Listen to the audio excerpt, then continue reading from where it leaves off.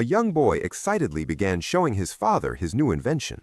He removed a battery from a radio, connected some wires, and spun a fan in the air.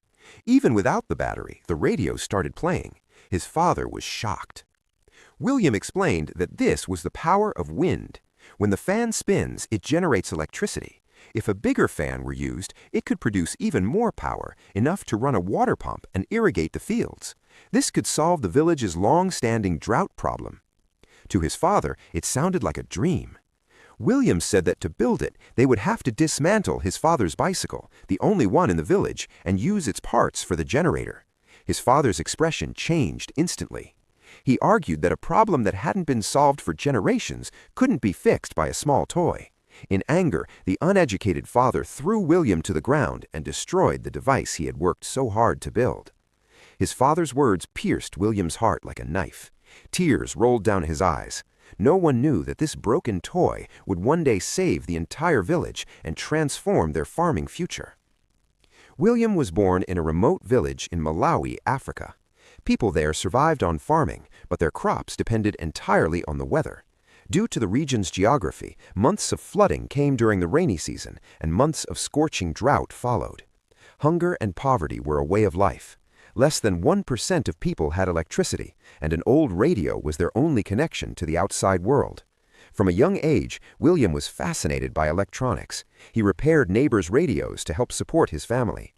He lived in a happy family of 5 that depended on maize farming, but due to drought, their harvests were shrinking. Still, his mother used her savings to pay his first school fee. Overjoyed, William wore his new uniform, hugged his father, and walked through forest paths to reach school. On the first day, as the principal was giving a speech under the sun, a heavy rain suddenly began. Even after getting soaked, William's excitement for school didn't fade. But after class, his physics teacher called him and asked him to pay the remaining fees. If he didn't pay soon, he would be expelled. Hearing this, William was devastated. Poverty was stealing his dream. Yet he refused to give up and studied every night, even without a proper kerosene lamp at home. Because of his difficult situation, he scored only 62 marks on his first exam. Determined to improve, he started visiting a scrapyard every day after school, searching for anything he could use to study or build.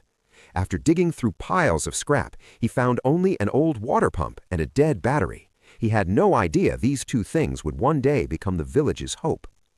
One day, as William and his friend were returning from the scrapyard, the village chief was holding a meeting. A tobacco company wanted to buy the remaining trees at a very low price to use as fuel for drying tobacco. The chief refused, knowing the rainy season was coming.